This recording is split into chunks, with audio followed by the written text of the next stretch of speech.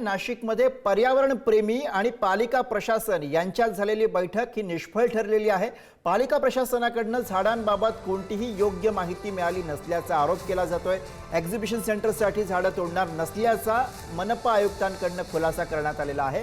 बैठक निष्फळ झाल्यामुळे आंदोलन सुरूच राहण्याच्या मार्गावरती आहे। पालिका आयुक्तांकडून पर्यावरण प्रेमींशी चर्चा सुरूच राहणार असल्याची ही माहिती सध्या पुढे येते आहे।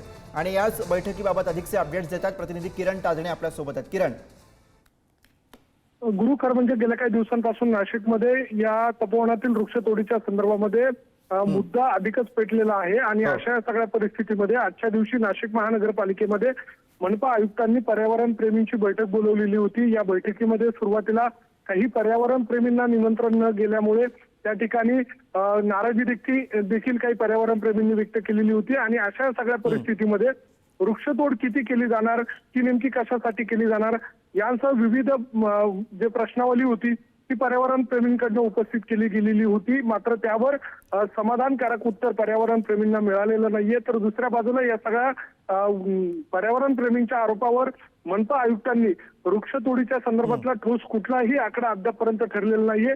वृक्ष प्राधिकरण त्याबाबतचा अंतिम आकडा जाहीर करेल अशा स्वरूपाचा खुलासा त्यांनी केलेला आहे। तर दुसऱ्या बाजूला पर्यावरण प्रेमींनी बॅलन्स करावा, अन्यथा साधुग्राम नेमकं कुठं उभं राहायचं, कुंभमेळा कसा घ्यायचा अशा स्वरूपाचा उलट सवाल पर्यावरण प्रेमींसमोर उपस्थित केलेला आहे। त्यामुळे येत्या काळामध्ये हा नाशिकच्या तपोवनातला जो मुद्दा उपस्थित झालेला आहे तो अधिकच गुंतागुंतीचा होताना दिसतोय। आणखी वाद पेटण्याची शक्यता या निमित्तानं नाकारता येत नाहीये। अगदी किरण, धन्यवाद आपण दिलेल्या सगळ्या अपडेटसाठी।